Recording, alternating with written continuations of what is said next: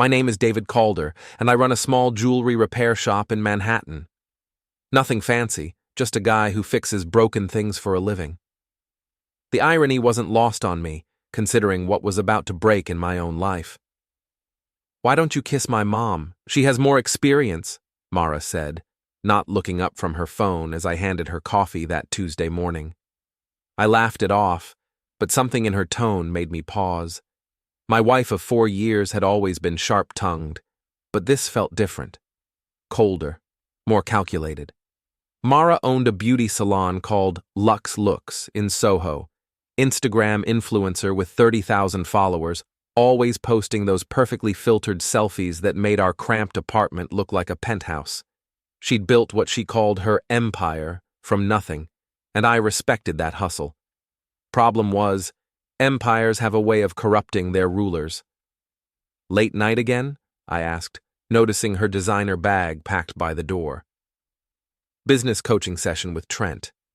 You wouldn't understand the complexities of social media marketing." Trent Ardell, the guy who ran some podcast called Alpha Mindset and had been mentoring Mara for the past 3 months. Tall, perfectly groomed, the kind of guy who wore expensive cologne to hide the stench of his personality. I'd met him twice. Both times, he'd looked at me like I was something stuck to his shoe. "Right. Well, have fun with your complexities." She finally looked up, eyes narrowing. "What's that supposed to mean?" "Nothing, babe. Just hope you're learning a lot." After she left, I sat in our kitchen, staring at the lipstick stain on her coffee cup. Something was eating at me, had been for weeks. The late nights, the secretive phone calls, the way she'd started talking about expanding her brand and networking with industry leaders. My friend Julian called around noon. We'd known each other since college, both scrappy guys trying to make it in the city. He worked in tech support, had a talent for getting information when needed. "Dave, you sound terrible. Everything okay with the salon queen?" "Just tired, man. Mara's been working crazy hours with this new coach." "Trent Ardell? That guy's a sleazeball. I've heard stories." "What kind of stories?" Julian paused. "Maybe we should grab coffee. Some things are better said in person." That afternoon, Julian laid it out for me over espresso in a crowded cafe in the village. Trent had a reputation for coaching married women, particularly those with successful businesses. His methods apparently involved a lot of private sessions and personal attention. "I'm not saying anything's happening," Julian said, but his expression suggested otherwise. "Just keep your eyes open." I didn't have to wait long. That evening, I came home early from the shop to find Mara on the phone in our bedroom, door closed. I pressed my ear to the wood. "David's clueless. He spends all day hunched over tiny screws and springs. No ambition, no vision. Not like you, Trent. You understand what I'm trying to build here." My hands clenched into fists. I pulled out my phone and started recording. "When can we meet again? I need more of your guidance. The salon's doing well, but I want to take things to the next level. Maybe we could discuss expansion over dinner? Somewhere private?" Her laugh was different, flirtatious. Nothing like the tired chuckle she gave me anymore. I backed away from the door, mind racing. 4 years of marriage, and this was how it ended, with my wife planning romantic dinners with some podcast-hosting snake oil salesman? But I wasn't just angry, I was calculating.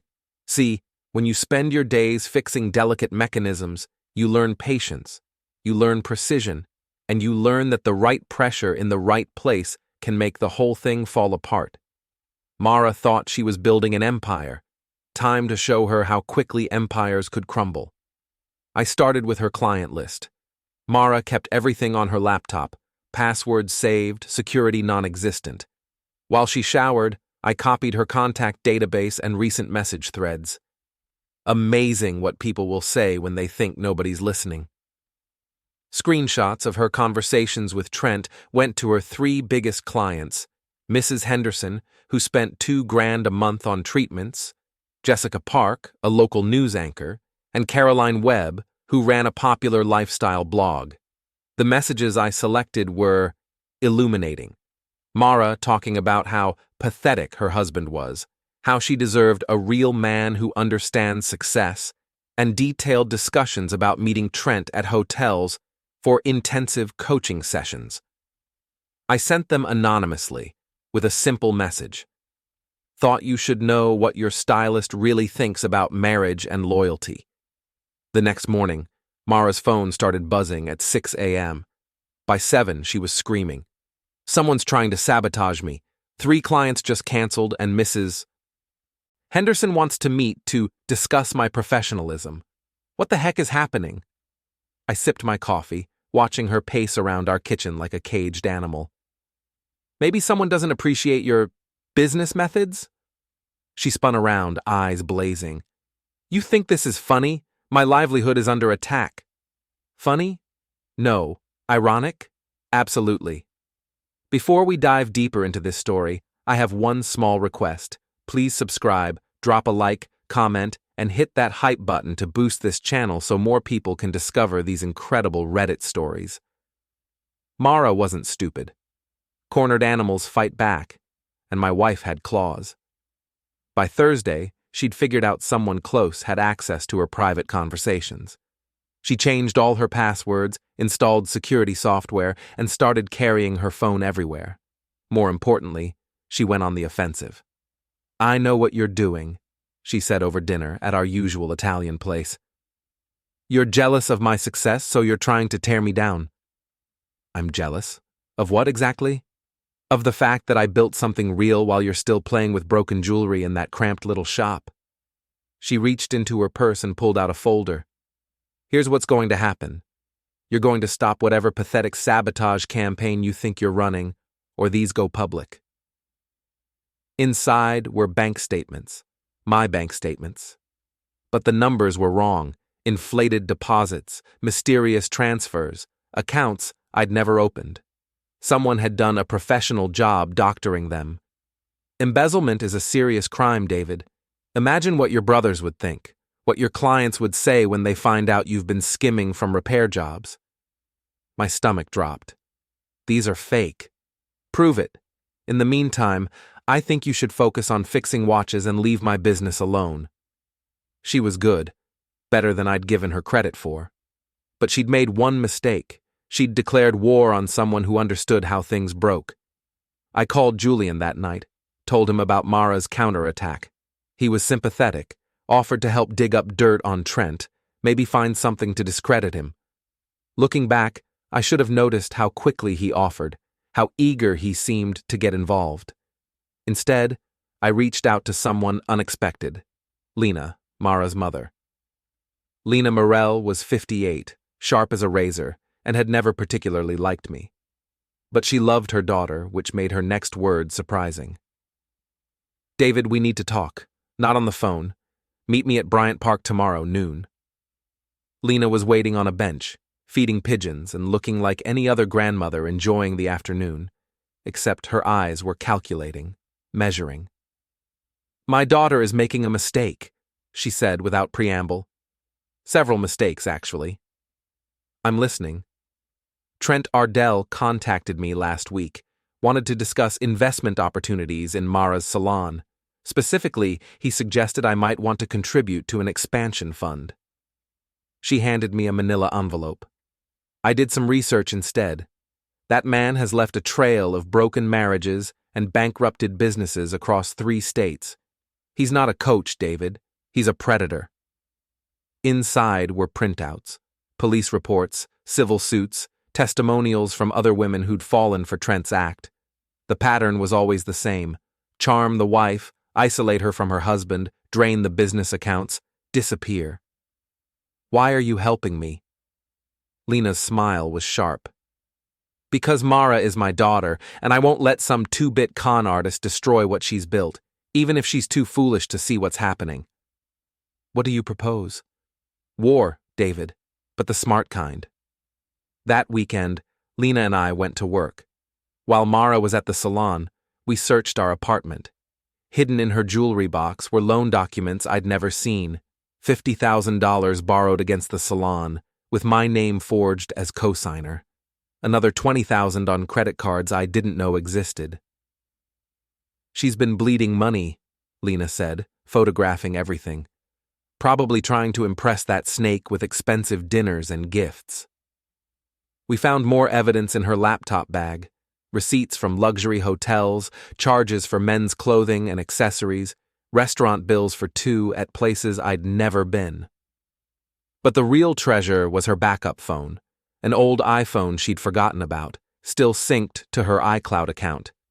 Every message, every photo, every late-night call with Trent was preserved in digital amber. Monday morning, I walked into Lux Looks during peak hours. The salon was packed, 6 chairs, all occupied, stylists gossiping while they worked. Mara was in the back office, probably planning her next move against me. I connected my phone to the salon's Bluetooth speaker system, a gift I'd installed last Christmas, and pressed play. Mara's voice filled the salon. "David's such a loser. He actually thinks I married him for love. I needed someone stable while I built my brand, but now, God, he's like an anchor dragging me down." Conversation stopped. Scissors paused mid-cut. Every client and employee was staring at the speakers. Trent's voice responded, "You deserve so much better, baby. A woman with your ambition, your beauty. You should be with someone who matches your energy." I know. That's why I love these coaching sessions. Finally, a man who understands what I'm capable of. The recording continued for 3 minutes.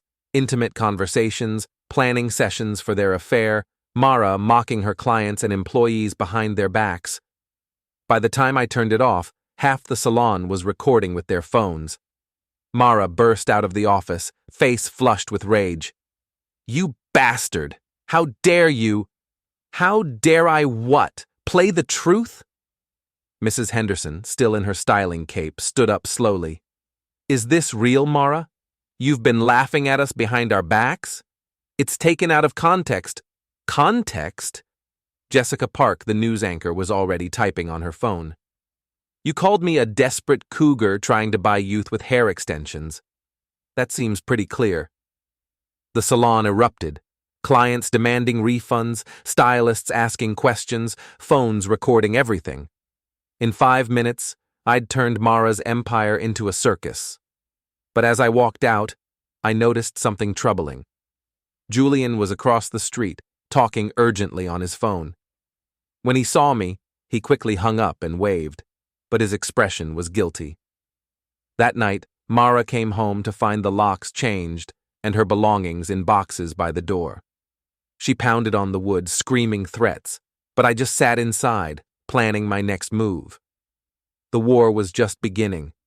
Julian's betrayal became clear Tuesday morning when Mara somehow knew about every move I'd planned. The bank accounts I'd tried to freeze?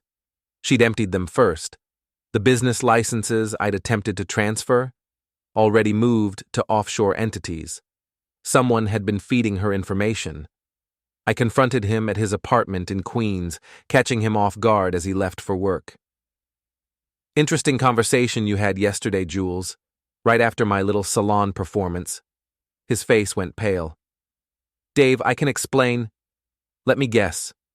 Mara offered you something. Money? A job? Or maybe she just convinced you I was the bad guy in all this?" Julian's shoulders sagged. "She said you were having a breakdown, that you'd become obsessive, dangerous. She was scared, man.